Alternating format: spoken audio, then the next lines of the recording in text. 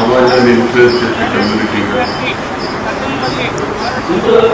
మీ మీద ప్రభుత్వ బాధ్యతలు ఎక్కువ ఉన్నాయి. ఈ ఎమ్మెల్సీ ఎన్నికల్లో ఆల్పాటి రాజేంద్ర పోటీ చేస్తా ఉన్నారు. తెలుగుదేశం పార్టీ గౌరవ పార్టీ రాజేంద్ర ప్రసాద్ గారు ముఖ్యంగా మా ప్రాంతానికి సంబంధించి ఇదే ఎమ్మెల్యేగా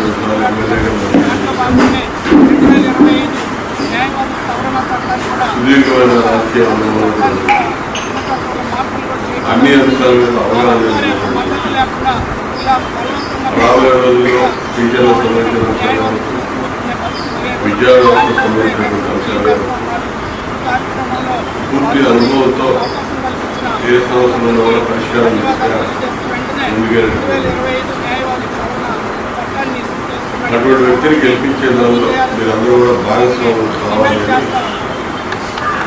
నా ఆకాంక్ష. ఎందుకంటే గెలుపు అనేది అధికారంలోకి వచ్చి తెలుగుదేశం పార్టీ 8 నెలలు అవుతాం కాబట్టి అంతా పాజిటివ్గా ఉంది. కాబట్టి గెలుపు విషయంలో ఎటువంటి డోకా లేదు నాకు. కానీ ఆ గెలుపు అనేది ఏకపక్షంగా నడవాలి. అన్ని వర్గాలు ముఖ్యంగా మీరు అందులో భాగస్వామ్యం కావాలని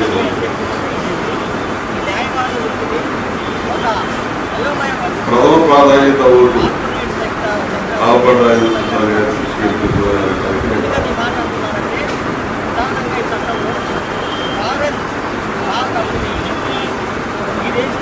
విద్యా వ్యవస్థలో గత 5 ఏళ్ళు జరిగినటువంటి అవకాశం, ఆ వ్యవస్థను ప్రశ్నపెట్టించిన విధానం, ఉపాధ్యాయులకి 5 ఏళ్ళు ఏ విధంగా ఆ ప్రభుత్వం పట్టించుకోవాలని నాకు తెలిసైతే అన్ని అవమానాలతో అవకాశాలు మీ సమస్యలు ఏమైనా ఉంటే కనీసం చెప్పుకునే పరిస్థితి కూడా, వినే పరిస్థితి కూడా ప్రభుత్వానికి ఉండేది. మనసులో ప్రభుత్వానికి ఈజీగా విదేశీ లా కంపెనీలు, వ్యక్తులు ఈ దేశంలోకి వచ్చి ఈ వృత్తిలోకి చొరబడే విధంగా వెసులుబాటు కల్పించే ఒక ముఖ్యమైన సవరణ తీసుకురాబోతుంది. దీన్ని బీసీఐ తీవ్రంగా ఖండిస్తూ ఉంది. ప్రధానంగా ఈ దేశంలో 27 లక్షల మంది అడ్వకేట్స్ ప్రాక్టీస్ చేస్తున్న వాళ్ళ హక్కులకి ప్రొటెక్షన్ లేకుండా విదేశీ లా కంపెనీలు వ్యక్తులకు ఉపయోగపడే విధంగా తమ యొక్క కన్సల్టెన్సీ లేకుండా, ఎటువంటి సమావేశం పెట్టకుండా ఇట్లాగా ఒక చట్టాన్ని తీసుకురావడంలో కేంద్ర ప్రభుత్వం యొక్క ఉద్దేశం ఏంటని చెప్పి బీసీఐ ఈ రోజున ప్రశ్నిస్తూ ఉంది. రెండవది, ఆ సుప్రీంకోర్టు తీర్పులోనే ఏం చెప్పిందనంటే బార్ కౌన్సిల్ ఆఫ్ ఇండియా ఈ అడ్వకేట్స్కి సంబంధించిన సంక్షేమానికి కానీ, క్రమశిక్షణకు కానీ ప్రతి దానికి బీసీఐ మాత్రమే నియమించాలి, వాళ్ళు మాత్రమే దాన్ని కంట్రోల్ చేయాలి, ఆ కమిటీ మాత్రమే దాన్ని మొత్తం చూసుకోవాలని తీర్పు చెప్తే, దానికి భిన్నంగా ఈ రోజున కేంద్ర ప్రభుత్వం 3 సభ్యుల్ని తన ఇష్టమైన వాళ్ళని ఒక కమిటీని ఈ బీసీఐలోకి చొప్పిస్తూ ఉంది. అంటే క్రమంగా మిగతా సంస్థల ఈ రోజున కేంద్ర ఎన్నికల కమిషన్ చూస్తూ ఉన్నాం, సుప్రీంకోర్టు న్యాయమూర్తిని పక్కన నెట్టి వాళ్ళకి సంబంధించిన వ్యక్తుల్ని హోమ్ మినిస్టరు, ప్రైమ్ మినిస్టరు, ఒక మైనర్గా ఉండే ప్రతిపక్ష నాయకుడిని పెట్టి ఆ ఇద్దరు సభ్యులతో కూడిన వాళ్ళు ఇష్టమైన వ్యక్తిని పెట్టుకుంటున్నారు. అదేవిధంగా బీసీఐలో కూడా కేంద్ర ప్రభుత్వము వాళ్ళకు సంబంధించిన వాళ్ళని 3 వ్యక్తుల్ని తీసుకొచ్చే విధంగా ప్రయత్నాలు జరుగుతూ ఉన్నాయి. ఇది బీసీఐ తీవ్రంగా వ్యతిరేకిస్తూ ఉంది. మా బీసీఐ కమిటీలోకి ఈ కేంద్ర ప్రభుత్వం యొక్క చొరబాటు ఏందని చెప్పి ఈ రోజున ఈ డ్రాఫ్ట్ బిల్లుని వ్యతిరేకిస్తూ ఉంది. ఇంకా 3వ పాయింట్కి వస్తే, ఒక నేరంలో ఒక అడ్వకేటు ఆరోపణను ఎదుర్కొంటున్నా లేదా శిక్ష పడ్డా కానీ దానికి సంబంధించి ఇప్పుడు 5 years 7 years అట్లా ఉంది.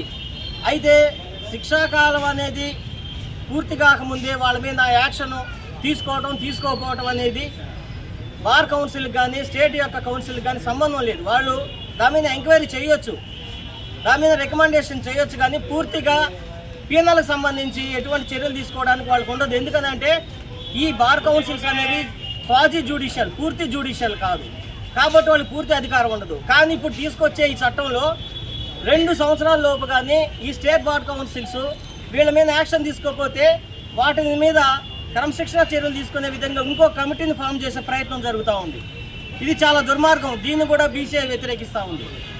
ఇకపోతే ఫీజులకు సంబంధించి అడ్వకేట్ అనేవాడు బీసీఐకి అయితే 18,000, స్టేట్కి అయితే 3,000 రూపాయల ఫీజు. ఇది కాన్స్టాంట్గా ఉంది.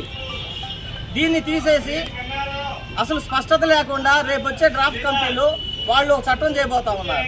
అంటే రేపు కొత్తగా వచ్చే న్యూ కమర్స్ వాళ్ళు ఎంత చెల్లించాలి? 1,00,000, 2,00,000, లేకపోతే 50,000? ఇందులో ఇప్పుడు ప్రధానంగా మిడిల్ క్లాసు, పేద వర్గాల నుంచి వస్తూ ఉన్నారు. వీళ్ళు ఇంత ఫీజులు ఎట్లా కట్టగలరు? ఇప్పుడున్నటువంటి కాన్స్టెంట్ ఫీజు స్థానంలో మీరు వేరేది ఎందుకు ప్రపోజల్ చేస్తూ ఉన్నారు? దీన్ని కూడా బీసీఐ చాలా తీవ్రంగా ప్రశ్నిస్తూ ఉంది. అదేవిధంగా బైకాట్స్ని కంటెంప్ట్ ఆఫ్ ది కోర్ట్ అని చెప్పి యాక్షన్ తీసుకోవాలని డ్రాఫ్ట్ బిల్లులో కూడా ప్రపోజల్ పెడతా ఉన్నారు. ఈ రోజున మాకు అన్యాయం జరుగుతుంటే మేము కోర్టు బైకాట్ చేస్తున్నాం. మాకేం పని పాట లేక కాదు, లేదా క్లయింట్కి అన్యాయం చేయాలని కాదు, లేదా కోర్టును డిస్టర్బ్ చేయాలని కాదు. ఈ రోజున ఒక పెద్ద అన్యాయం రాబోతా ఉంది. ఇది సమాజానికి కూడా అన్యాయం. కాబట్టి ఆ అన్యాయాన్ని అవరోధించడానికి, అడ్డుకోవడానికి మేము 1 రోజు 2 రోజులు బైకాట్ చేస్తాం. ఇప్పుడు రాబోయే దాంట్లో దీన్ని కంటెంప్ట్ ఆఫ్ ది కోర్టు కింద గుర్తించాలని చెప్పి ఈ డ్రాఫ్ట్ బిల్లులో పెట్టబోతా ఉన్నారు.